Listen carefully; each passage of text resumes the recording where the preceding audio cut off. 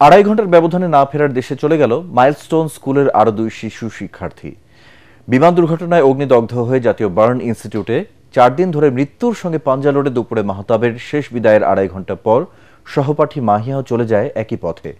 সরকারি হিসেবে এ নিয়ে মৃতের সংখ্যা দাঁড়ালো 31 জনে। জাতীয় বার্ন ইনস্টিটিউটের পরিচালক ডক্টর নাসিরউদ্দিন জানিয়েছেন, এখানে 42 জনের চিকিৎসা চলছে।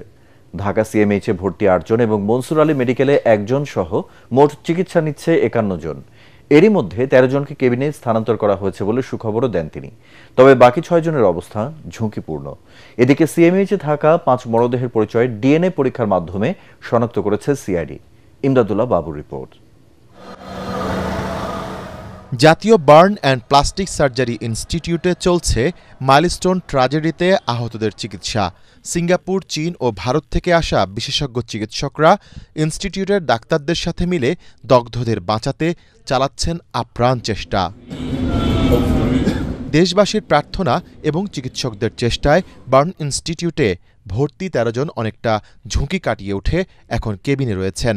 2-1 দিনের মধ্যে তারা হাসপাতাল ছেড়ে বাসায় ফিরবেন বলে আশা করছেন চিকিৎসকরা। তবে 6 জনের অবস্থা বেশ গুরুতর, আর আইসিইউতে আছেন 8 জন।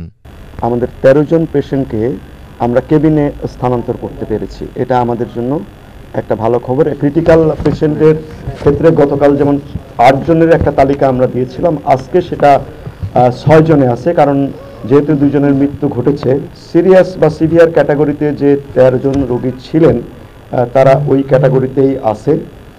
তবে তাদের মধ্য থেকে আমাদের কিছু পেশেন্ট আমরা আশা করছি যে সামনের দিনগুলোতে হয়তো ইন্টারমিডিয়েট ক্যাটাগরিতে চলে আসতে পারে। ডক্টরসদের জন্য কিন্তু সারা পৃথিবী উন্মুক্ত, তারা কোন দেশের কোন জায়গা থেকে আসছে সেটা কিন্তু আমরা দেখি না। আর বাচ্চাদের জন্য সুচিকিৎসার জন্য যে অংশটা আমাদের কাছে, আমাদের বোর্ডের কাছে ভালো মনে হচ্ছে, আমরা তাকেই অ্যাকসেপ্ট করছি। মোনালিসা হেভি ফ্লো 15 পিস প্যাকেটের সাথে 8 পিসের একটি প্যাকেট একদম ফ্রি।